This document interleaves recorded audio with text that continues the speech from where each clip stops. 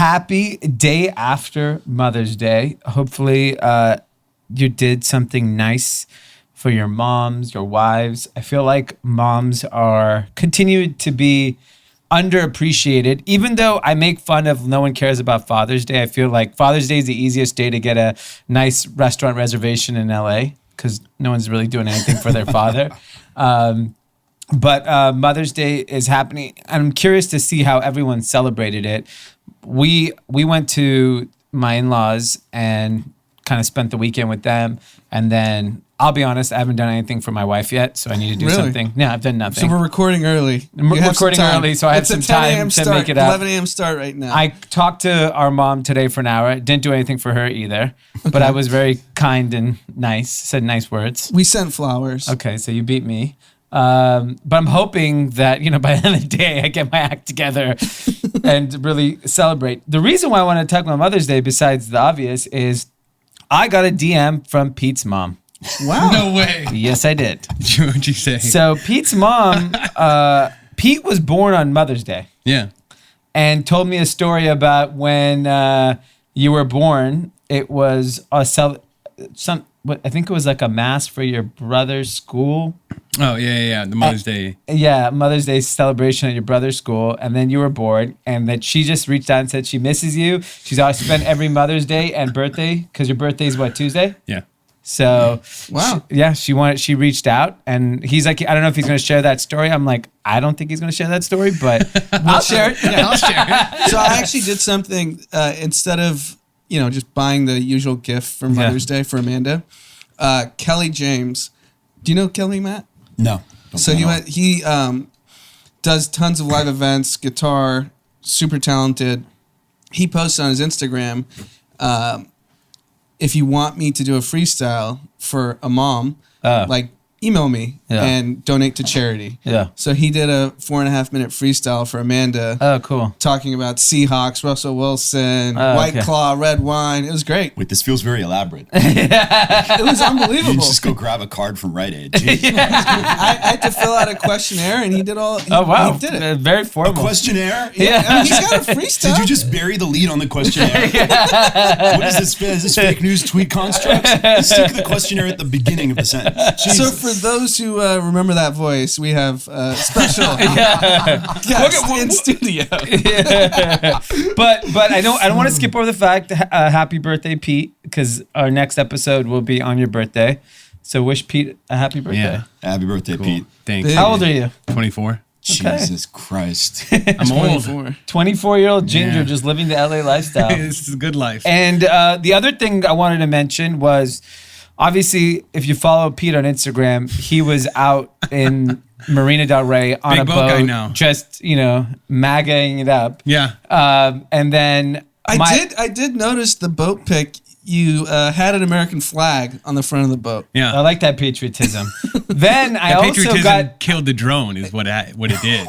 yeah. Like literally we ran the drone into that flag and it took it straight down into the water. So you're anti-American. Yeah, now I am. Fuck America. You killed our drone.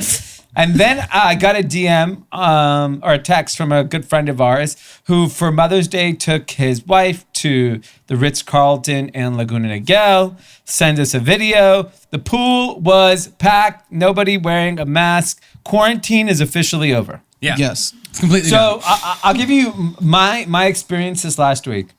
I had 3 people over for Cinco de Mayo. I had... Friday, I went to a social distance birthday party in a parking lot. And we did one on Thursday, Wednesday, right? You did Cinco de Mayo. Oh, yeah. Then we did Anthony's. I did Anthony's birthday at your place, and then rooftop, open air. Let's be open clear. air. And then Friday, I went to a backyard for a dinner. Saturday, I was with the in-laws. I got a haircut on Tuesday. I've decided to start socializing again.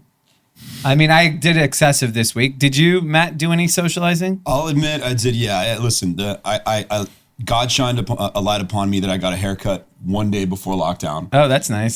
It was definitely a top 3 haircut of my life. That gave me a grace period about 5 weeks. Okay. Then the situation started getting hairy, man. This Jufro, it was not going to sustain, any of this kind of amateurish gray area, on camera talent career. So that was nice. So I got the haircut, private residence, just me and the guy. And then I did one social activities. Someone had some people over at a condo, maybe like 7-8 people. Yeah. Yeah. So we were pushing the boundaries. Yeah, I think, look, my feeling is I'm interacting with other people that I know that have quarantined, that have taken the precautions. I mean, I'm not really shaking hands or hugging or kissing or any of that stuff. It's still within distance. Well, the country, we're going to reopen. This weekend was the first kind of sign. Pete was on a boat, and then he ends up at a grassy area in Santa Monica, sends us a video. There must have been 100 people on this grassy area. Packed. So it's in front of the Victorian, which is a popular Santa Monica spot for recent UCLA and USC grads. Okay. Weird. And I was asking Pete right when we were on the elevator up, what's the story? So describe what was going on. So you can actually, my friends just told me about this and we went and checked it out, but you can just sit there. You can get drinks at the Victorian. They have an outdoor bar and you can get food over there, but you just take it over to the grass on the side and sit there. It's actually better because I would love to just have open air container drinking privileges out in outside beaches and parks, which are I think cops have given up on open container in public. Well, let's be honest. That's one of these changes around drinking that, Texas and a bunch of other states allowing takeout drinks now. Yeah. Never before. I mean, you can go get a fucking margarita to go in Dallas right now. Yeah. So, full disclosure, we're on a walk yesterday evening with Mav, and we had 2 White Claws, me and Amanda. Yeah. And I'm not, it's like Colgate and Hamel. I forget what the exact cross street was. And I just opened it. And the can opens. It's really loud. A cop is slowly driving by, clearly sees me, does not care. Yeah, didn't care. Kept moving. Yeah, I think those are going to be some of the interesting things that change with what's going on. Is that like rules are changing, things are going to evolve. Drinking and driving is probably going to come back. I mean, it's just one of those things. No one's going to take an Uber again. So we got to drink and drive. Is coming back. We were at a 40th socially distant parking lot birthday party with drinks, and Dee looks at us and goes, "Drinking and driving's back, baby." I drove there and I drank and then I had to drive home. This is not actually sipping a tall 1942. Luckily, I ditched the car and I was like, I told my friend, "You got to drive me. I can't drive now." Wow. So that was kind of the weekend. The other thing that I saw that was interesting was, Matt, were you on a dating show? I was. Okay. It's really interesting. So I didn't get a chance to watch it, but I saw the commentary. I saw it across social media. And the reason why I'm bringing it up is... because it's a great topic. It is a great topic. The other reason is Taylor Offer, who I think you've met, who's on the podcast with us. Taylor went to Beverly Hills High School. Mm-hmm. You went to Beverly Hills High School. Yeah. Beverly Hills High School folks seem to be very polarizing figures. and what are 2 data points, Taylor and Matt? yeah. And I see it because I get DMs daily about Taylor that he comes off as being very arrogant. Do you think it's the Beverly Hills High School part of it, or do you think it's the education part of it, or do you think it's the LA part of it that makes you a polarizing figure? I think it's the Belinsky part of it. Okay. It's not Beverly Hills High School. Yeah, So Beverly Hills High School, and this is an interesting thing about a lot of kids who grew up in LA that went to Beverly or it's because Beverly was like this weird auxiliary, right? You have all these private schools and then Beverly, which is clearly, it was not as rich as the private, clearly not as rich. Yeah. But it was still kind of in the same world. And a lot of kids who were like super alpha aggressive kids have the family money to go be alpha adult types, just like kind of tapped out. Became very chill people, very calm families. They're more like people in in the Midwest. It's a really interesting phenomenon, and they're not like me, right? Got it. Okay. Who kicked it up to 11 year. It took another notch up every fucking year for the last 17 I years. see Taylor on the same path as you. That's why. Okay. All right. That's why I want to use Beverly Hills High School as the data point. So I don't think so. I don't think when we were younger, I think yes, you could identify us as a different category because I'd see how the kids that I went to high school related to the kids they went to college with. Got it. And there was something different. And then a lot of these people who still, they hadn't got that much space between their high school experience and adulthood. And then adulthood pacified them real quick. So, but I mean, if you think about it, going to Beverly Hills High and then staying in this area after, you pretty much have already passed the velvet red rope because your social circles are going to be the ones running the cool parties and the cool events. And you're already on the inner side in a very elite part of this city. So it has to ingrain some confidence in you. First, well, okay, but then you could look at me who did not get access to that stuff as a kid. Got it. Yeah. I was scared of my shadow back then. No, I'm saying if you in your 20s, your friends become the club promoters, the DJs, and they run kind of the social scene. For sure, but then there's the counter to that is that they aren't good at making friends with people not from here. Not to go horn tooting, but yeah, I'm now everyone knows, but in my late 20s, when I'd kind of had some time to kind of build up a wider network of people who weren't from LA, my friends from LA were always like, how do you know all these people? I'm like, dude, I don't know. I'm just one of the few people who grew up here who meets people who didn't grow up here. Right. Well, you also went to college outside of LA, where most people in LA just stay within 20 miles. True. But even accounting for that, most of the LA kids stay relatively within LA circles, and then even when they get married and have kids, they end up becoming friends with even people they weren't friendly with younger who just happened to have kids around the same time. Okay, that's fair. But yeah, I just found it interesting. I was just reading through the comments, and I was like, this kind of reminds me of Taylor.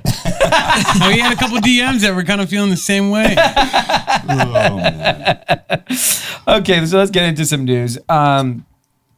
So they're talking about the schools reopening, specifically, forget colleges, they're talking about high schools. And one of the things that I found very interesting was how to reopen high schools, and could this be a potential structural change in the schooling system going forward? We all agree. I think Anand and I agree. I don't know your take on this, Matt. School is broken. Dude. It's a disaster, right? Disaster. High school is one of those areas where we're generally doing a piss poor job of educating our youth. And Scott Galloway, who is a professor at NYU that has a podcast, has written a lot of articles, which I find he makes very bold predictions. And one of the predictions he said, or one of the comments he made was, part of schooling that's the problem is we reward the elite from an early age on. So if you are smart as a high school student, you then go to the best college. And then if you do well in school, you go get the best jobs. He's like, there's a lot of really good kids that don't get anywhere. And this is the evaporation of the middle class that's happening, is that good kids they end up going to, and I don't want to name schools because I don't make people feel bad. They go to second tier colleges is what he's saying is. Fourth tier. Yeah, and second, third, fourth tier. And California is littered with them. And then where do you end up? Your middle class family mortgage their house to get their kid a $250,000 shitty education, and now the family's bankrupt. Kid goes to a shitty college, and they never dig out of that hole. And so high school is about to reopen. One of the things they're saying is maybe the amount of time kids spend in school is actually not as important. Because they said, school districts have come out and said that the amount of time that you will spend at school will have to change to reduce capacity. So we can't have 100% of students at the school at any given time in the fall.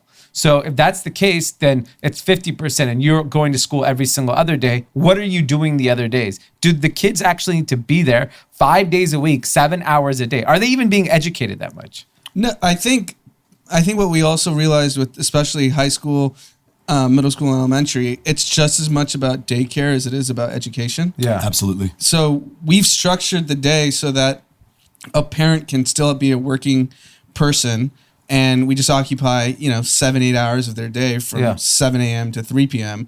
and a parent can go get a job. So I think the first inherent flaw in the schooling system is that education is being treated equally as daycare, and we're not really focusing on education. Memorizing stuff is like the dumbest thing ever. The only thing school should be teaching is equipping people to critically think. Like memorizing laws and rules and AP government, it's dumb. Yeah. It does, like, you're gonna forget it right away, and you never actually learn to think. Yeah. And I think that's a problem in college as well.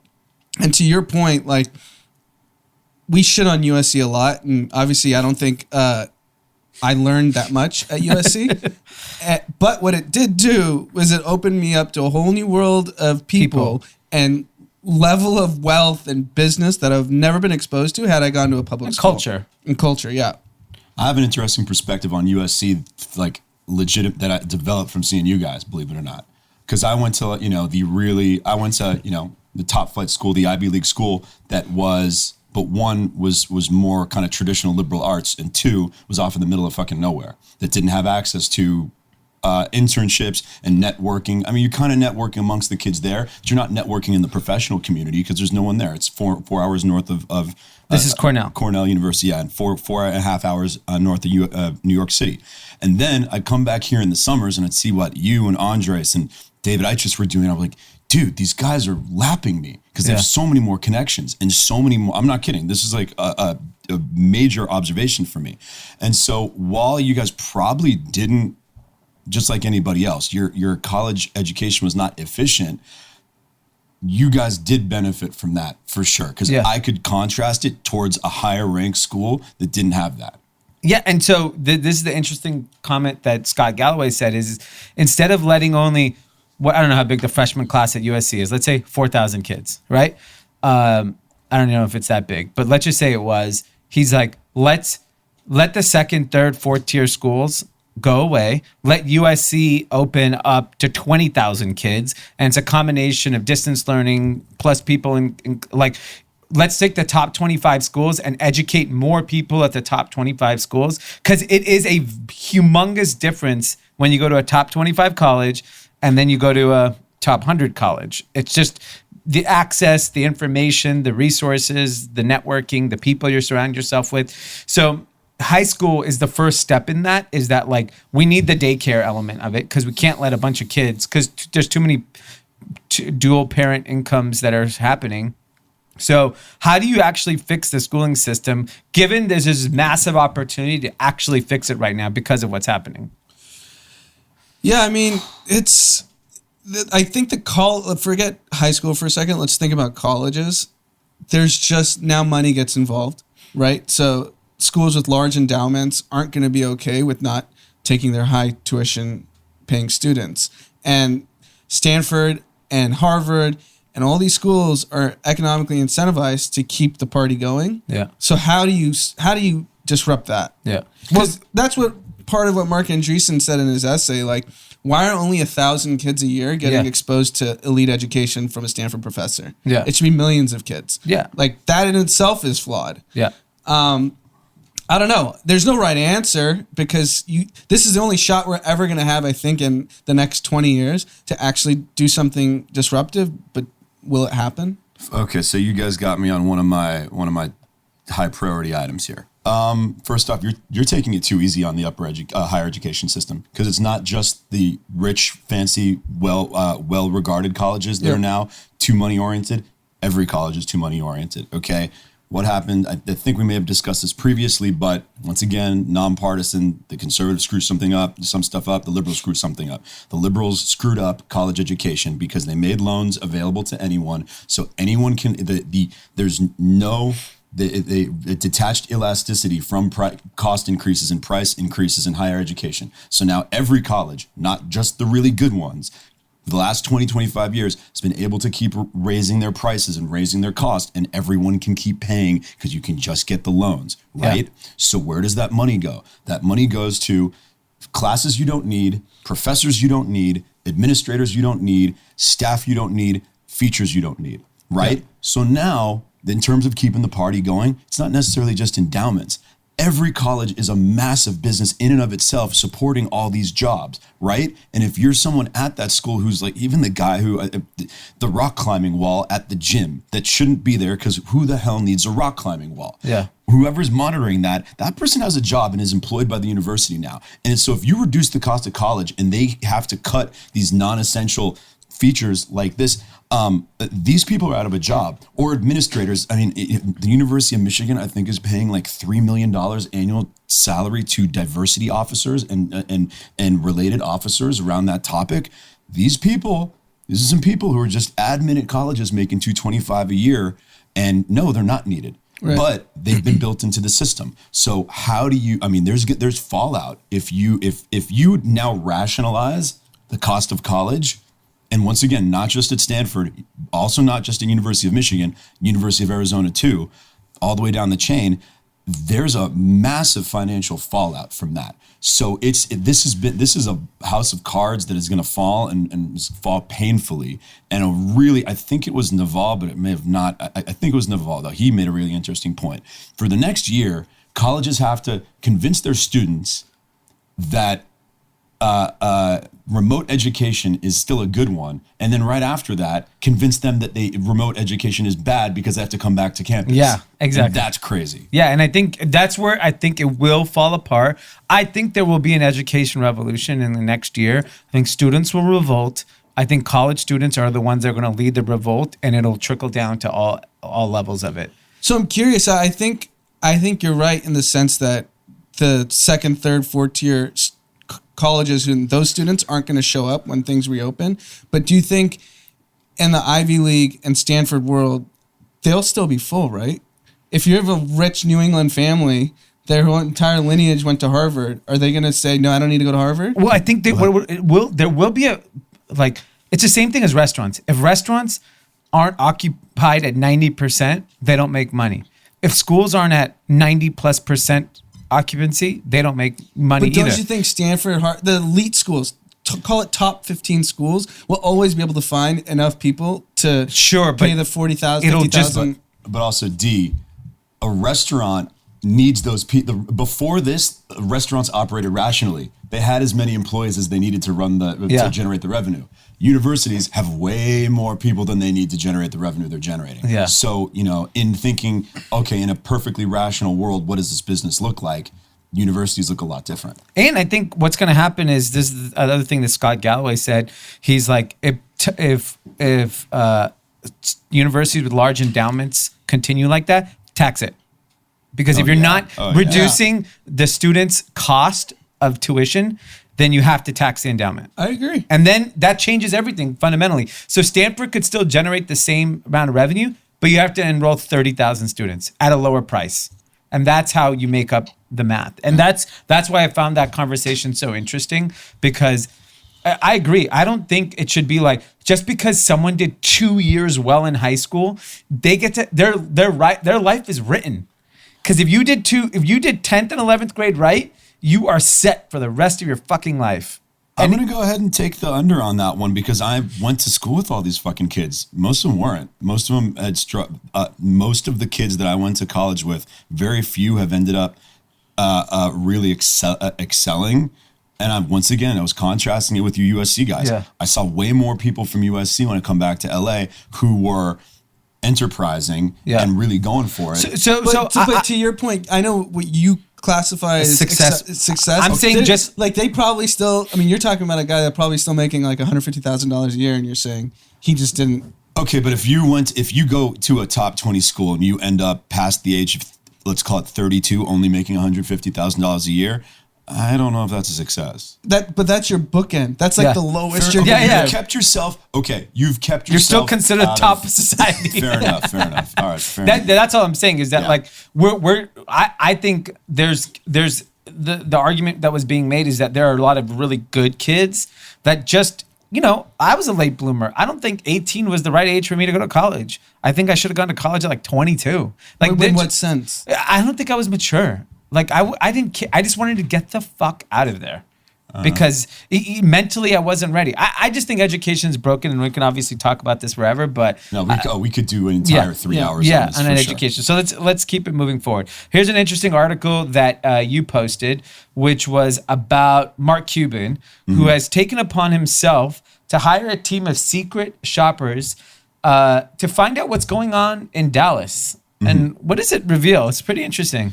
Yeah, so some interesting stuff. And first off, just to frame this, Cuban released this information anonymized. He anonymized the data. He didn't say this restaurant is not observing social distancing requirements. He wasn't snitching, okay? So that needs to be clarified. Yep.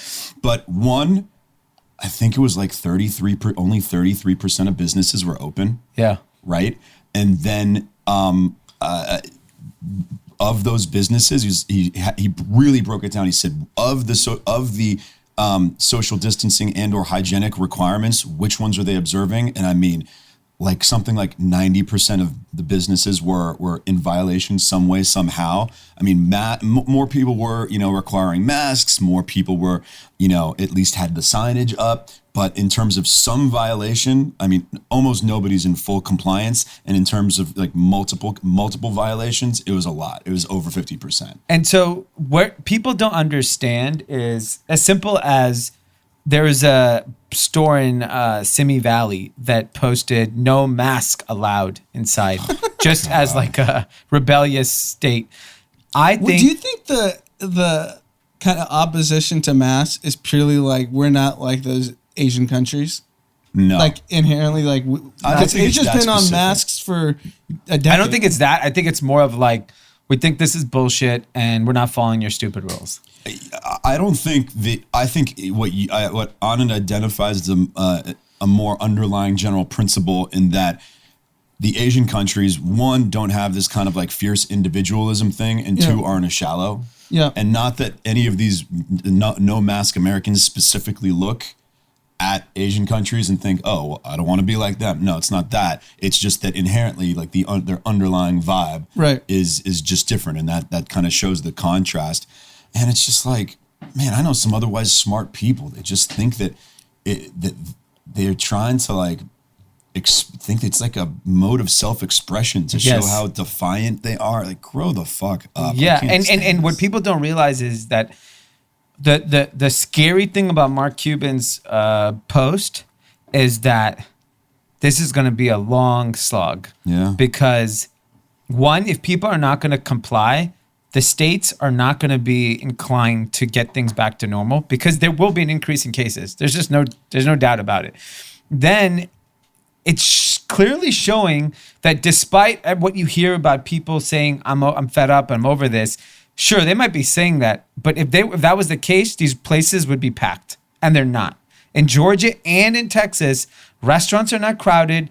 Sure, maybe the beach is crowded. Public spaces that generate no money are crowded. But I don't think there's like this massive, need to reopen businesses and then people are going to go and flood them because this is the perfect data that like Texas, I would say, is like the outlier in the way people think freedom and the way people operate. And if they're not rushing to get back to restaurants and public spaces, that's a scary sight for the rest of the country. Yeah. I mean, so where do you guys stand? Like, what we talk about this ad nauseum. Like, what happens? So people clearly have got the itch to go out and try to resume some sort of a normal life. We know cases are going to come back once that starts at scale. Like, that's just science, right? Are we just going to be living the next year until a vaccine that there's just going to be a baseline number of cases a day, and we're just going to go about our daily lives? Yeah, I don't think there's any other. Well, all right, there's a couple pieces of that. One, I mean, yes, and I think that this plays to, even discussing, all right, are you starting to do social activities? I'm pretty pro lockdown generally, and I'm cautious about all this, but we know it's ending soon. Okay, either 2 to 3 more weeks or maybe a little bit longer. So everyone has to develop a personal philosophy right now. That's some combination of what the rules are and observing the rules and like what you feel comfortable, because it's coming. You're gonna start needing to do social and professional activities around other people with under a cloud of risk, right? So I think that people are gonna have to fill in the picture around that. And I think that there's an optical part in terms of when we open back up, what level of outbreak or increased cases are we going to be able to sustain without freaking the hell out? Yeah. And that's the interesting part, which I think we're going to talk about South Korea at some point. But we can jump into it right now. Yeah. Okay, so that's really interesting, right? Because South Korea handled this really well, and it prevented any in phase 1 outbreak. So then it was able to open back up a little earlier, and they're very methodical about this. They're super diligent about this. Yep. But they've had a little outbreak recently. But obviously, they were a country that could have maybe projected not to have an outbreak because they'd stomped out the curve so aggressively. So there was a bit of an outbreak there, and they closed down something like 2,100 clubs and restaurants in response to it. I couldn't believe they opened the nightclubs, knowing what they knew. It's kind of stupid. Yeah, like restaurants, I get at a certain capacity, but like opening up nightclubs, maybe they always they wanted to test it because they know they could shut it down immediately. Like, let's just test it and see how bad it gets. And they quickly did it and quickly shut it down. Because think about it, who's going to nightclubs? It's younger people, less likely to die, etc. Probably. But my guess is in Korean culture, young people stay with their parents till they get married. So here's some. All right, thank God I got this inside info. Okay.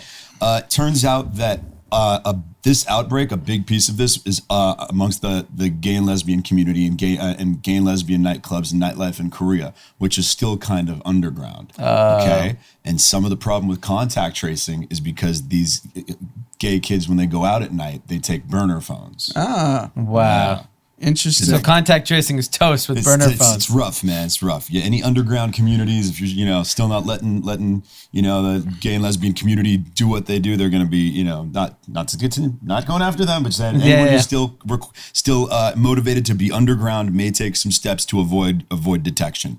But yeah, that seems to be where the outbreak was. That's interesting. I think there was like one club that 54 people have tested positive. A third of them are asymptomatic. Yeah, 2,100 bars and nightclubs have shut down. They've through whatever contact tracing they could implement, have identified 1,500 people. Yeah. They're testing them, and so that seems to be the tolerance for South Korea of a country that clearly should have the confidence that they're handling this better. But like, all right, if we have this level of outbreak from one little cluster, that's going to trigger some reaction. Yeah, and so that just puts us at where we're going to be. That's why I think what the mask like deniers don't understand is like, it's not about you. Yeah, correct. If you can actually be unselfish and wear a fucking mask in public, you'll actually help us reopen faster.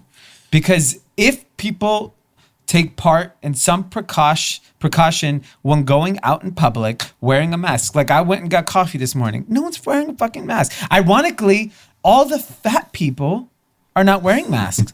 You are more likely. I'm less likely. You are more likely. This is the weekend that it was clear people gave up on masks in our area, where I think 2 weeks ago it was 9 out of 10 people were wearing masks. You don't see that now. Yeah. And if that's happening in our bubble, which we kind of think I got coffee this morning in Huntington Beach. Okay. No one's wearing a mask. Well, Huntington Beach is an outlier. Huntington Beach might be another country. Huntington Beach is free headquarters. Yeah. And I'm sure you guys saw like the graphs this weekend that people were posting that everyone used to just blame New York, which is why the curve isn't flattening. Now there's data, you remove New York and we're still increasing. Yeah. So this is under a shutdown. Sure, not everyone's taking it 100% seriously. But it's still a shutdown. Yeah. Streets are empty. Streets are empty. Los Angeles Restaurants. numbers are super concerning because like in Los Angeles is this really strange phenomenon that we never got to a high. We kept the peak. We kept the numbers really low, like the plateau super low, but it's not going down. Yeah. We're 6 weeks into this thing now, and it keeps on not fucking disappearing. So where are people getting it? If they're just socializing, like what's going on? I mean, I guess there's definitely some spread at supermarkets. There's some spread. I mean, I don't think much through delivery, sir. You're interacting. I think it's supermarkets. Honestly, dude. That's the only thing that's. But there's abundance of lines at supermarkets. I mean, every supermarket has a line at the door. Yeah. I think. Is it warehouses? I mean, one place is that has been uniquely impacted is meat packing, but I don't know of any meat packing in LA. No. Right? It really has to be grocery store. That's the most social thing that's happening right now. Yeah, because there's no events, there's no large gatherings. The beaches are open air, which they say is not as likely to spread. And the beaches were only packed for 2-3 days. Yeah, I don't know. I mean, I think it's interesting. We'll have to see where it really heads. Yeah, but I think it's it's going to be really interesting to monitor psychologically. What can this kind of really mentally fragile society that we are in America 2020 handle in terms of this outbreak with the media and everything? Yeah, no, it's pretty interesting to see people's responses. Finally, we heard a response from our former president. He's been very silent throughout this whole process. I don't think he meant this to be public. I think it looked like it was a conversation President Obama was having with donors for the Democratic Party. And that conversation ended up leaking. And he was really throwing his support for Joe Biden. And he's calling Trump's handling of the coronavirus pandemic an absolute chaotic disaster. So what happens? This happens on Friday, Saturday. Sunday morning on Twitter, Obama Gate is trending. Thanks to our buddies over in Russia, who conveniently at early morning on the weekends love to start some sort of divisive conversation in America. And it's interesting because now this is really the first time President Obama has spoken out about this. George Bush had a slight message last week, not harsh, but just saying we need to unite. Yeah. So people are now speaking up. The Donald's not going to like this. No. Because the Donald's going to go straight to the swine flu numbers which had 12,000 deaths during Obama's administration. And so he's going to start bringing that up and how that was handled. I'm really curious, what does Obama's comments do to what's going on? Because, I mean, I don't know if they do a ton. I mean, he said what you'd expect him to say. Yeah. And in fact, he said less than you'd expect him to say, because I think one of his flaws is that he unfortunately backs down from some fights. Yeah. And because he says this a lot over the years. He goes, why did we not do this? Or why did we not do this in this particular manner? Because we tested it, and people said that just because my name was on it, some people would be against it. Exactly. Okay, if you told Donald Trump that, he'd say, fuck it, I'm doing it anyways. Yeah. Barack Obama should say, fuck it, I'm doing it anyways. Yeah. So he, I think that people would have been expecting him to be more vocal on all of this stuff over the years, and he hasn't, because he thinks that it's, I don't know, I can't be in his mind right now, but I think part of it is because he thinks it's just going to spark, or it's going to give Trump more material, more fuel. But I don't think it's going to. One piece of Trump shtick has been removed from his arsenal, because which is taking insignificant items and inflating them. Because right now, even most of his supporters don't want to hear that shit. Yeah. So.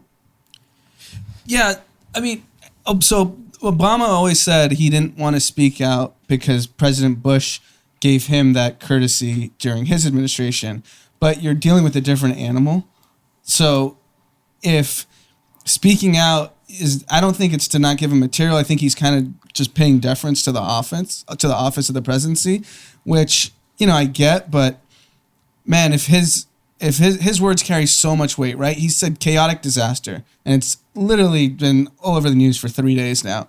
So if he actually gave alternative plans on how to deal with it, like, this is how I think about it, I think it would actually influence policy.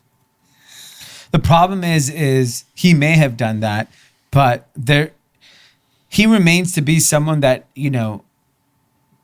people on the left obviously admire, but he's very polarizing to the other side. Yeah. So when he speaks, I understand where he's coming from. Like, he's very sensitive to the fact that he knows that he can ignite a flame on the other side. Yeah. That, if you why are we listening to the Kenyan Muslim? Right? Yes.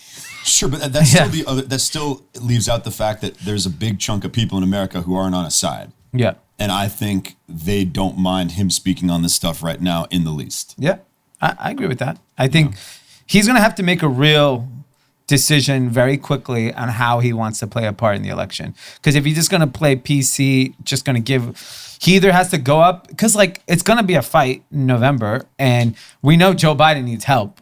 And unfortunately, instead of the whole country realizing like we should all figure out how to solve this health crisis because it helps everyone, it's just become purely political. It's down the line. If you're MAGA and you're a Trump guy, liberate the states, open up, get on your boats, tell everyone, free the society up. Yeah. And if you're not, you lock down, which is so stupid. Well, I'm going to say there's a lot of those types, and they're loud. But then the problem is on that side now, and these are some prominent ones, like the guy I talked with last night. Yeah. Pro-mask. No, he's a little more... Seems a little more educated. A little more in terms of end lockout than I am, but he's like, no, wear a fucking mask. Stop pretending that this is just the flu. You get COVID, your health is going to be impacted. There's a pretty big section of that, but they're drowned out by the loudness of Huntington Beach freedom, No, I hear what you're saying, but then you see someone like Clay Travis. But he wasn't even MAGA is the thing. I know he's not, but he's gone in this he has a lot direction. of influence in the South. Yeah. People in Tennessee, people in Georgia, people in Florida, they listen to him. I'm not going to say mocking the virus, but he's basically he's saying... being way too cavalier. He's like, it doesn't matter. Yeah. He's like, I'd go to a sporting event, jump on a plane, I'd do all of it. And then he influences a lot of young people. So like, I'm not saying the protests are widespread at scale or the voters, whatever, it's kind of in jest, but that percentage of the population doesn't take this seriously. Yeah. There's a lot of them. God, I just woke up at 5 a.m. the other morning and just couldn't help myself and like went in Clay Travis's mentions and just destroyed like 40 people. It's like, it's like, because like I tweeted, I was like, he was like, well, I went to a restaurant the other day and I didn't die. And I was like, well, maybe I saw that. I saw blah, you. blah, and I replied to him. And then a bunch of people actually liked my reply and like support. Was like, dude, whatever. And then I was not in the mood to play patty cake and just went after every person who came in the mentions. It was amazing. And then like two actually smart, like educated MAGA types that we ended up even getting in a conversation that was like legit and like, okay, this is where you're coming from. I get it. So it's like, it's an interesting case study. Go troll Clay Travis's mentions and you'll find out some stuff about America. And I'm going to tell you this next topic. I think this is a national presidential topic that I think a lot of people are going to care about. And it's the Ahmaud Arbery case in Brunswick, Georgia. More information is coming out. It looks like everyone was covering this thing up. And then now the person who leaked the video felt like he was doing the two guys a favor by leaking it because it showed that the jogger, if he had actually just stayed frozen, he'd still be alive. Now he had to get an attorney because he's now might be considered an accomplice, accessory to murder. And so there's footage now of this person, Ahmaud Arbery, in cargo shorts, and I think Candace Owen, who's the Clay Travis of politics, is now saying... Yeah, she went after him. She went after him, saying, why was he in cargo shorts? He wasn't jogging. Why? Because he didn't have Lululemon on? Yeah. I mean, is that why? And so there's other footage of him potentially walking up to a driveway, looking into a garage. So there's all this information that's out here. And... the one thing that's clear is it was clearly tried to be covered up. But I'm going to make one point there. The cops wanted to arrest them. Mm-hmm. The DA told them the DA covered it up. Yeah. And so looks like there was 3 different set of prosecutors that have recused them from the case. And I think, unfortunately, what's happened here now is it exposed obviously the district attorney's office in a very, very bad way. And I think what the question is going to continue to rise, this happens every day in America. So many cases are covered up. So many innocent young black men are killed. What are we going to do about it?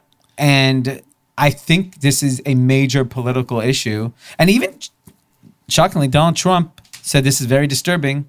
And he didn't... I thought he would toe the line, and I actually don't think he did. He hasn't said anything to back the 2 idiots that killed this man, but I think it's an interest. I think it's to me it's the most interesting topic that's out right now. It's going to be a major topic. I mean, listen, these cases, it's kind of been quiet on this and in the media for a few years now. When it was 2015, 16, felt like there was another one every week, which is also interesting. But anyways, I think this one's different because once again, even at Trump is like, we need to pay some attention to this. And some of the guy interviewed last night and a lot of his, smarter MAGA types, he was like, guys, stop it. You can't be doing this thing where, you just start looking for why the black guy was wrong every time. Yeah. Okay. There's the video of Ahmaud kind of checking out this construction site. And he's like, I don't know what to tell you guys. There's a construction site near my house. I would go do that. Yeah. You can't be, you're a black guy. You can't be putting your life in your hands every time you go do that. I mean, I did it yesterday. There's a new apartment building right by our where we live. And we're like, oh, we should take a look. And I was just poking my head around. Yeah, exactly. And I think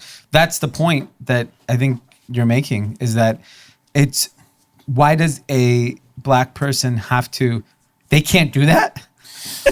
Okay, well, here's the, so there's, to what extent is this indicative of things, because this is rural Georgia, and I'm sorry if you're going to say, well, this is America. Does this happen more than once or twice? Yes, but obviously I have limited perspective.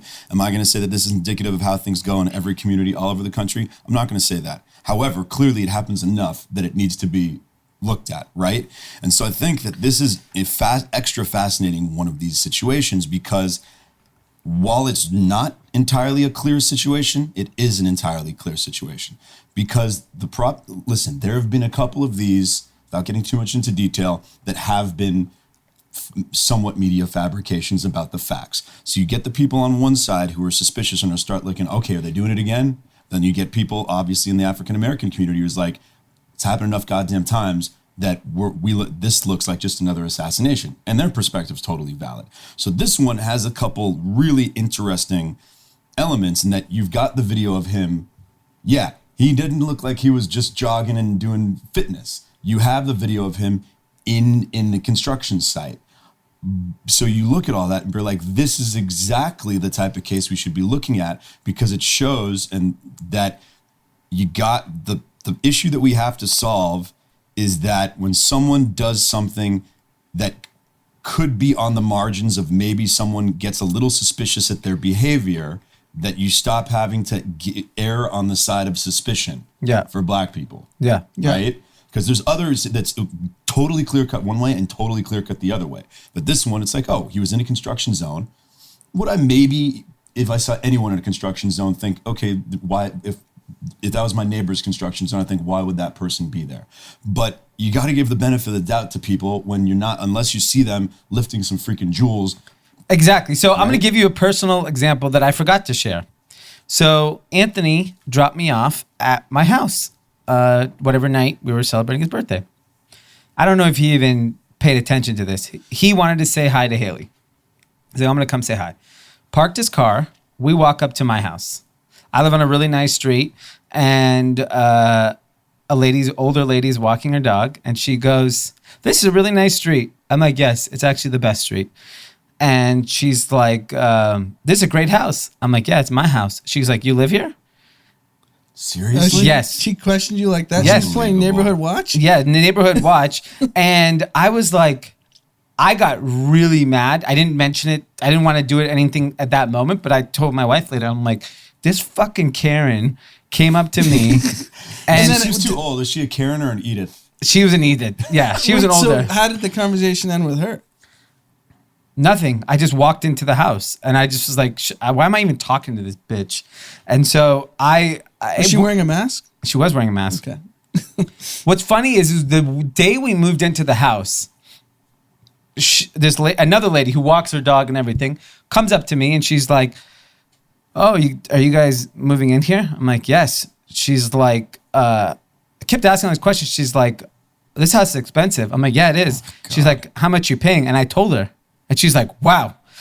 Because I was like, why are you asking? You would never, here's the thing is you would never ask, if it was a white person, would you have asked those same questions? It's actually kind of shocking because I think we touched on this on one of the previous podcasts, how like in West Hollywood, you don't really feel that kind of racism in the where we live. Yeah. But like in San Francisco, one of my best friends lives in a mansion in the city, and he gets asked by the Uber driver, "Why? Like, what do you do for the house? Like, is he a worker?"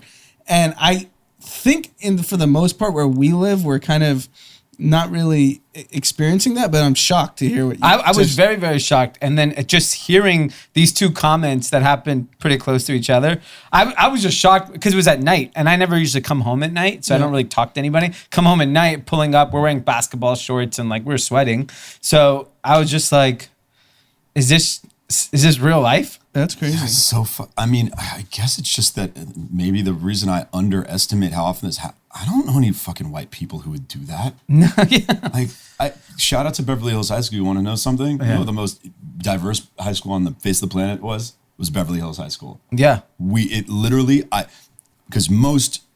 when I went to college, see most of the white kids and see their yearbooks, it was all white kids. Yeah. And then of the minorities, it was minority heavy schools.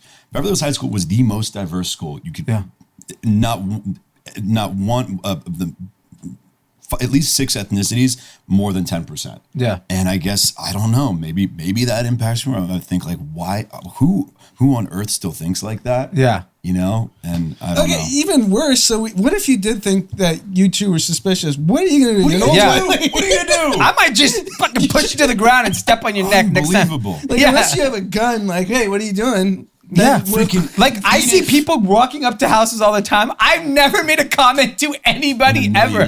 Like ever. Like I don't give a shit. Freaking Edith is like the hot chick in this horror movie who's like, wait, let me go check out that noise. Yeah, the logic just is beyond me. I just like, unless you're willing to like take out the pepper spray or the gun or a knife and just shank you, then what's the point? Like, why are you asking me all these questions? God. Oh my God, I couldn't believe it. Well, I think this story is not going away, so we'll have to continue to follow it. For sure. The next one, I think, to me, this is the biggest pop culture story of the year. You're a big Instagram live guy. You know, your numbers have gotten up there recently. Yeah, doing all right. Tekashi 6ix9ine, everyone's favorite rapper, got released from prison a few weeks ago, got some early release because of COVID. He finally went on Instagram. He released a song. He got 2 million concurrent live stream viewers. That's insane. On his Instagram. Insane. He was showing his video on YouTube, got like 55 million viewers the first 24 hours. His song on Apple went to #1. This just shows, at least young people, there's no like code that you have to follow anymore in life. No. You can do whatever you want. I mean, I think Donald Trump really broke that mold, and a lot of people have ran with it. Tekashi 6ix9ine is the school of Donald Trump. He went to Trump U, and he's clearly been a top graduate. Do whatever you want, say whatever you want, and as long as you give the people what they want, they're gonna come follow. Well, I mean, that just gave me the idea that we need to do like a Billy Madison spinoff of Tekashi 6ix9ine going through the 12 years of Trump, of like a Trump school. Yeah, that needs to happen. Wait, so that needs to happen. Pete, were you on the live? I popped in for like a little. So what was going on? The 2 million people had the. There's nothing. There's nothing going on. Like, it's nothing special. He's just playing his music. How much of it is just intrigue post jail? Everyone wants to see it. Versus can you do 2 million in 3 weeks? Yeah, it's just a spectacle at this point, I think. Can we just talk about how his lawyer's name is Lance Lazaro? Fuck. Unbelievable. But I think it's an interesting pop culture test is that normally there was this thing of like, you know, he got accused of like statutory rape. He got accused of gun charges. He's a snitch. He has broken every bro code there is. And he still is accepted. Well, didn't he also, it was not just a controversy, it was embarrassing. Didn't he look like he got exposed for being not a real, like just a studio gangster? Yeah. Like that's the most shocking part. Yeah. If he actually shot someone and it turned out that he was a gangster, I'd be like, oh yeah, this is gonna help his reps. Like, I mean, literally everything that when we grew up and you listened to rap, you would be canceled for. Nothing has stopped this guy. Nothing has stopped this guy. So it's pretty fascinating. And his address got leaked somehow, so he had to move. Where was he living? What part of? I don't know. In New York, New York, though. Yeah, right? he's somewhere in New York. But he I guess he has to probably stay in the state. The next interesting bit of pop culture news: Kim and Kanye are at each other's necks. They are having a hard time during the quarantine. I can't imagine what that household is like during the quarantine. can't imagine how that house is on a Tuesday. I mean, it's impossible to think anyone can live with Kanye West in a 24/7.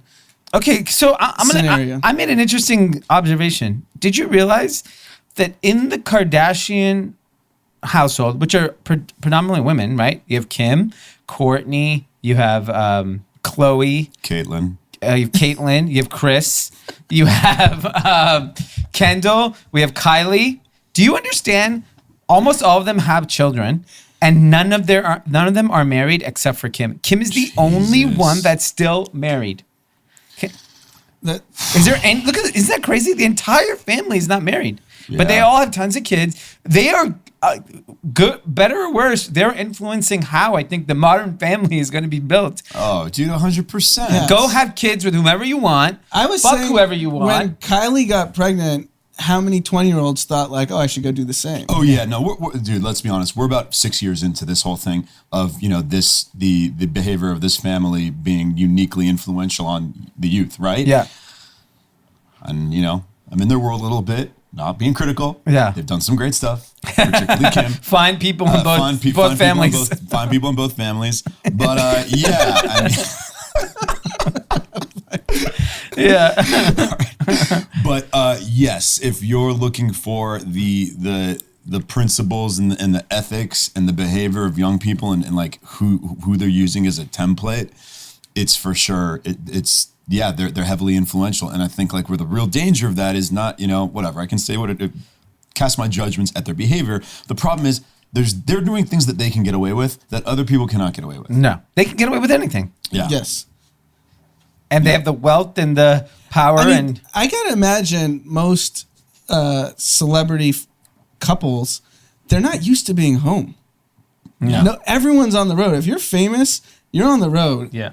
And now you have to spend all this time with your significant other. And so one of the Kim's complaint, according to a source, is that Kanye's not too helpful around the house. Shocker. It's not why you married Kanye West. No, that's not why you married. If you wanted to do the dishes, you're the wrong guy. Yeah. And it's the reason why I want to bring it up. It's funny because I've heard that I've learned how to become more, home friendly. In terms of dishes or cleaning and cooking and just being more attentive around the house. And it is very difficult to be at home when you have children. And I use the example of our parking attendant. I think I said it the other day. I was like, hey, why are you coming to work today? There's no fucking cars here. And she's like, I have 2 kids. I don't want to be at home. Yeah. And so can you imagine what a Kanye is dealing with, who's pretty much been on the road since probably he was 22 years old. Yeah. And like, now he probably, my guess, travels 280 days a year. Yeah. 300 days a year. And same with Kim. Yeah. Kim's, and now you're asking them to be domesticated. I think that's really hard. Yeah, it's a bigger departure from their day-to-day life for sure. Are they in Wyoming? Where are they right now? Sounds like I don't know. In the Basses? They might be in the Basses. Got it. Shout out to Pete's shirt.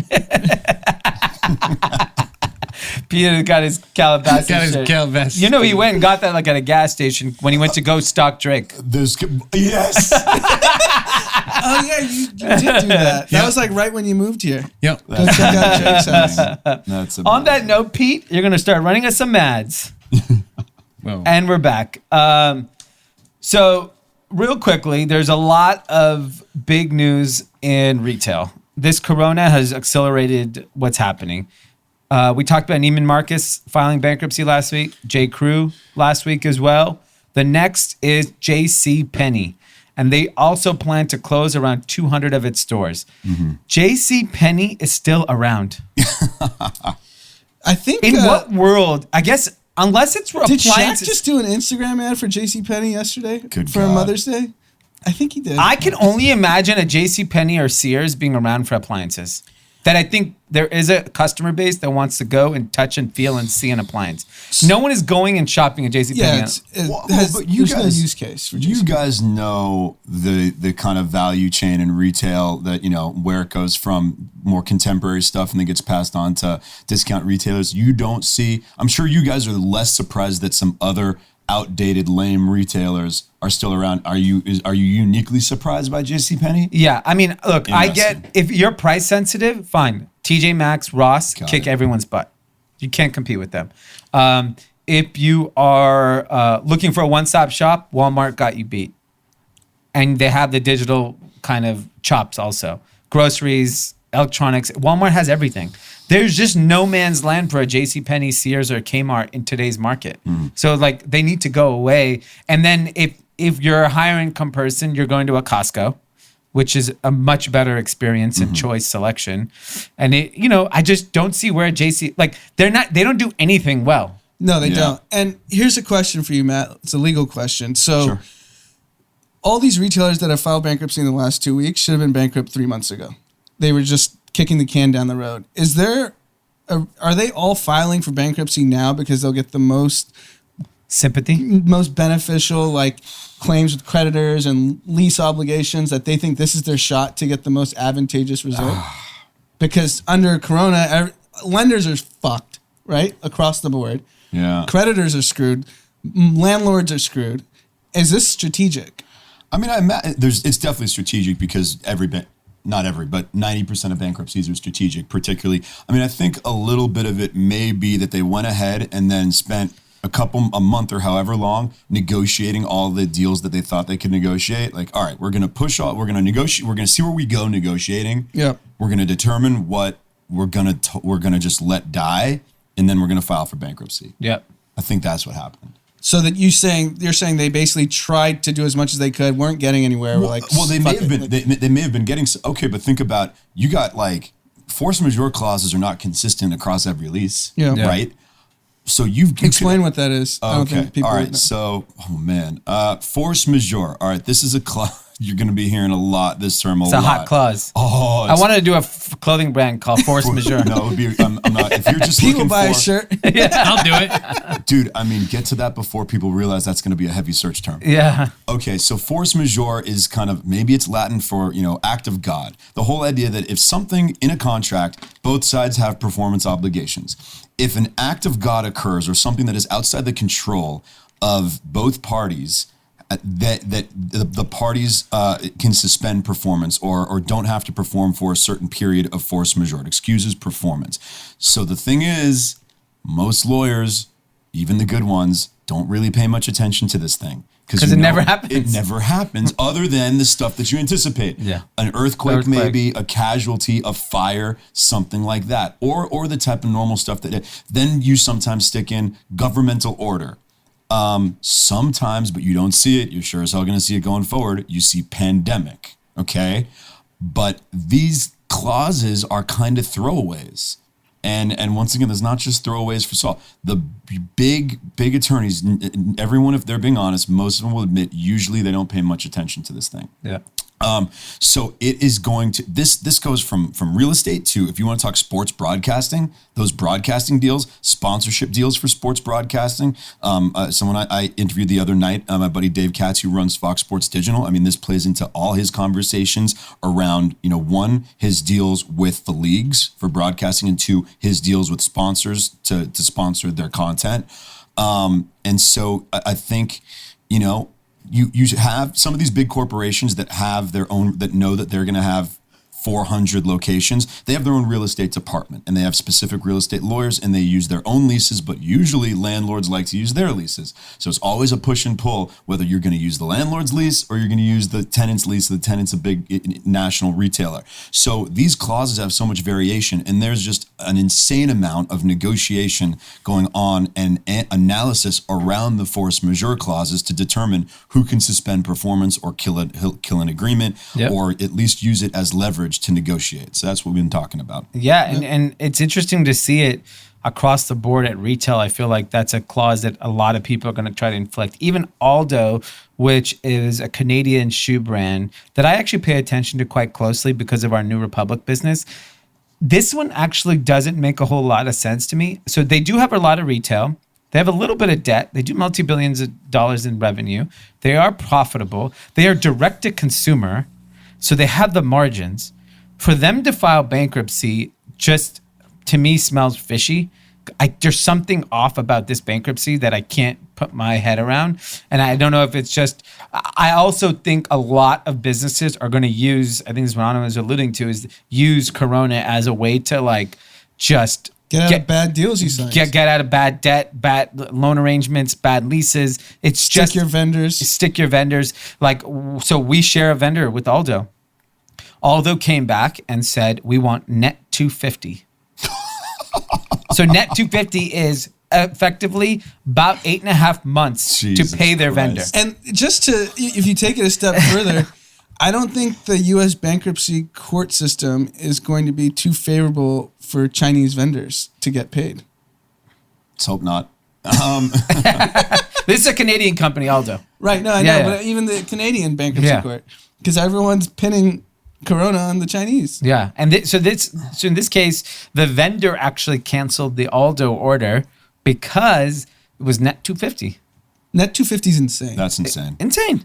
Have you ever seen any? Have you ever even seen 180? So I just did. Really? On one of our deals with a Canadian retailer, just hit us with the net 180 email the other day, and I was like, net 180? You might as well just give away the product. Yeah. There's no point. Yeah. All vendors are now agreeing to net 180. Just real quick on force majeure, one thing that I think people find interesting, good piece, caveat, not legal advice, but if you're looking, let's say if you're an entrepreneur out there, just make sure your lawyer's keeping track of this following item. In the force majeure clauses right now, you want something in there that says the conditions that exist as of today do not qualify as a force majeure, because you don't want someone entering into a contract.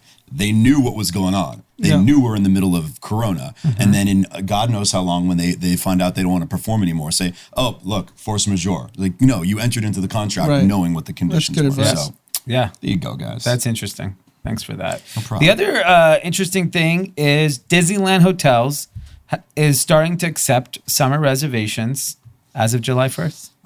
The hotels, not the theme parks, so the hotels. Disneyland Anaheim. Disneyland hotels around the world. I don't know how many Disneyland hotels are, but they are expecting to start. And Shanghai Disney reopened, right? Yeah, so that was reopening. That's Monday. This Monday. That's today, effectively. And they're allowing 24,000 visitors a day, which is 30% of its 80,000 capacity. To me, physical kind of interactions is going to be determined by Disneyland for the entire world. For sure. I think if Disney, to me, as the most high-risk people, which are elderly and children, which we care about the most in our population, if Disneyland decides to open the doors in America, I'll feel comfortable going on with my day. Whatever rules they decide will, I think, dictate how the entire country operates. So what's also interesting is I think for the most part, like you said, Disneyland is a symbol of what can actually happen. How about if they're just saying they're opening July 1 to basically signal to the markets, like, if we're open, we're going to be fine. Yeah. And if we're mandated to shut down, that's out of our control. Don't punish our stock. Don't punish our lack of revenue or cash flow. But hey, when things normalize, we're going to be okay. And is this just signaling to the market, like, Disneyland's going to be fine once we figure out? I mean, they reported a $1.8 billion loss and the stock didn't move. So exactly. I don't think it matters. God. I don't know. Insanity. Yeah, I mean, that's an interesting point. Because, you're thinking, who wants to, it's like the governors. Very few governors wanted to be the first to make a move, because you don't want to be the one who has to make a move and then gets egg on their face. You want some people to be your food tasters, right? So, I mean, but also I think it's gonna be really interesting for the economics of these theme parks, that maybe there's a financial model that works for them to staff it less. Mm-hmm. And they're already paying the fucking rent, or if they own the property, they probably own, right? So maybe there's just an easy way for them to go, because even you go to Six Flags, I mean, it's not packed. There's so much space. Yeah. So you might be able to do theme parks with social distancing, or you go hire, instead of going and hiring, you cut 100 vendors and you instead put 75 guideline enforcers, and who are keeping people away from each other, making sure people wear masks, things like that. And this was what I was going back since the beginning of this whole situation, is if the financial incentives are too powerful to reopen at partial, they're going to find some way. or at least they're going to make a damn good attempt to. Right. Because the alternative is just stay at zero. Yeah. What the fuck? But I think, it has to be a slow crawl. We're never going to get to a point where you're just going to be 100%. So you might as well open, have capacity, and just figure it out. Because longer term, I think this is a part of society that we have to now adapt to. Like, there's going to be people, like one of the things that a lot of people have said, there's a chance there is no vaccine ever. There's a lot of viruses we don't have vaccines for. Yeah, sure. Granted, there's trillions of dollars that are at stake here, so people might move their ass to figure it out. But like, there's a chance we can't figure it out. So we have to move on with life and society. So there will probably be some element of this going forward that we have to keep into consideration. The other thing is Elon Musk, who just can't. He's a Kardashian of entrepreneurship. Can't stay out of the news. Kardashian, Trump, you can fill in your... I think he's more Kardashian because he has there's a little sex appeal with, the name and the rock star girlfriend, stuff like that.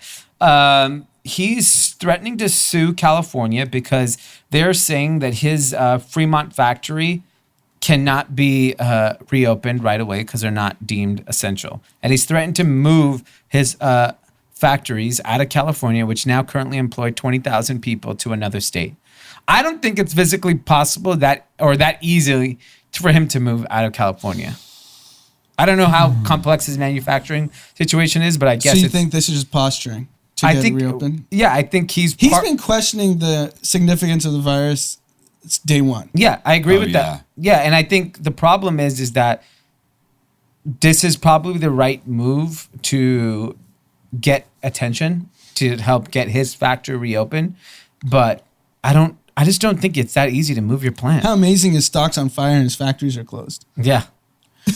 I mean, how much does Elon seem to defy gravity? Yeah. And then you're completely, and then you're wondering, like, there's just so much chatter, but it's been chatter for so long about how this is a house of cards and it's going to be a massive fraud and everyone's going to jail. And then there's just weird scenarios like that they usually, what's the lifeline of one of the, if this is a fraud, what's usually the time horizon of these frauds? Like there was one in LA called Relativity with a guy named Ryan Kavanaugh. Yeah. Everyone in town for over a decade was saying, this is a fraud. This is a house of cards. This is a guy who's just able to keep on raising money, and this is gonna end badly. I mean, not gonna name his name, but I can tell you, name names. More than one or two executives, high up ones who worked for that company, had told me this in 2009. It still took till about 2015, I believe it was, for the bottom to fall out. And so on the one hand, you're looking at Elon and it's like, if it hasn't happened yet, it's not going to happen. If there's just something about this company that despite poor financials, the market's going to keep on propping it up and it's going to keep on for a long time, maybe. Or is this just a really unique case where this dude, because of his force, he's able to drag the ruse out longer and we're just a year or two away from it? Or is is he taking such a strong stance, and this is what a couple people are speculating on, that because he knows he's going to be exposed, like everything going wrong with Tesla and his personal financial situation is going to be exposed if he keeps on if they don't get back to business soon. And so I don't know the answer. Yeah, and what's interesting is there's an article in the Wall Street Journal. What people don't realize, he's worth $39 billion, but he's very cash poor. Yeah, and he went on a rant last week that he doesn't want to have any possessions. So it's coming out now. One of his things is he wants to continue to be the largest shareholder in Tesla and control the narrative at Tesla. So he has to own 20% of the stock. And so in order to exercise some options, he needed cash. So selling $75 million of real estate helps him, continue to exercise his option on the Tesla stock.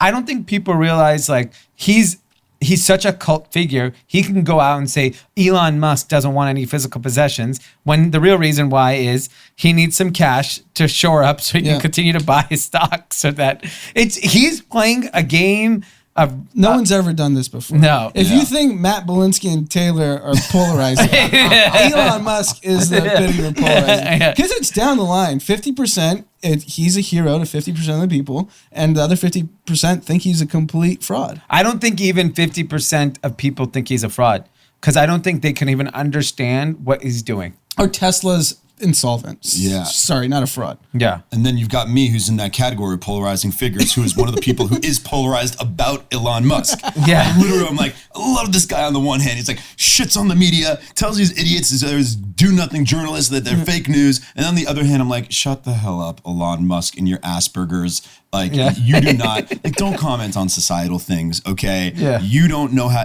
we don't live in this super rationalist Elon Musk world. Like, you can't just say, nobody's running the spreadsheet in their head. Normal people are not running the spreadsheet in their head that Elon Musk is running, saying, well, the economic fallout's worse than the health risk from the virus. Like, Elon, not everyone can think like you, man. Yeah, no, he's definitely a genius. It's just scary what he's doing with a publicly traded company. Dude. That where the math doesn't make sense. I mean, I don't even know what the market cap is today, but like, it's near an all-time high. I think it's the value of all the auto companies in America at this Insane. point. Yeah. So I think it's really scary what he's doing, and It's a $150 billion company. yeah. I mean, I don't think. I mean, Peloton's worth more than Ford. Dude, my old college roommate is he's on the This Is a Fraud tip, and I was like, I just didn't have time to read it. He sent me a ton of stuff on it. Okay, this is new research project for this week. Yeah. I think that's it. Do we have anything else, Pete? No, that was all the topics. Okay. So we had an extra long episode, but it was super informative. Matt, as always, thank you. My pleasure. So we have a newsletter that we put out daily. I think you should write pick a topic and write one out in Maybe the next do week the or Elon two. Musk. Elon Musk is a fraud. Yes. Great hit piece. He's already pissed off at me for when I passed out at his house after a Halloween party one year. Now he's really going to be pissed off. True story. Did you wake up the next morning, or is it middle of the I night? guess we're telling this story. Yeah, let's hear it. Okay. Oh my God. Halloween 2000, either 14 or 15, I'm not sure. There's one, I'll spare the names. There's one, very, the biggest Halloween party ever that's thrown in LA. Yes. I went to that party, and somehow every year. That's the party, right? Okay, Anand told everyone. I go to the party. For those. Yes. I mean, you guys are going to sponsor our podcast. What do we care? There we go. I go to that party and you got to understand, this is sponsored by a tequila brand. Oh, yeah, it's wild. Everyone gets blasted out of fucking control. Okay? But every year somehow that party segues into an after party at someone very interesting's house. Mm-hmm. Okay? That year it was Elon Musk. 50, 60 people over at Elon's. He's got, I won't get too into detail about his house, not to tell where it is, a massive love seat, like a 60-person love seat. And there's like 60 people on the love seat. Oh my God. This story's so good. Okay. I 1 second, I'm in a haze talking to this girl I know. The next minute, I wake up and it's morning. Oh my God. Blacked out, no idea what's going on. Sun's up. Sun's up. On the love seat still. On the love But seat. the party's still going. No. I'm the only one there. I'm the only one there. I hear some kids running downstairs. No way. Oh my God, no. Oh my God. All right, the kids wake me up. Then he's got a house manager, someone. The house manager's like, dude, time to leave. Yeah. And I'm like, yeah, and he's like, thank God I have 4% left on my phone. I'm gotta get in an Uber, please God. Get the Uber. The house manager's like, I'll walk you down to the Entrance, yeah. entrance. And he's like, then he looks at me, he's like, he starts laughing. I'm like, what? I look, he's like, dude, look at your face. I look at my phone. The girl that I was talking to is a friend of mine, took her mascara and drew a penis on my face. Oh my God. It's like, that's Tuesday. Been there. Oh my God. That's a So great. we don't even know what really happened that night. No, I mean, according to the girl, she's like, yeah, you just passed out, like, whatever. Not everyone else was blasted, so they didn't even really notice, and I just fucked with you and drew that on your face. What a way to end it. After hours at Elon's. Yeah. Great episode. That is it. This is taking it right to number 1. All right, everyone. We'll see you on Wednesday. This is good.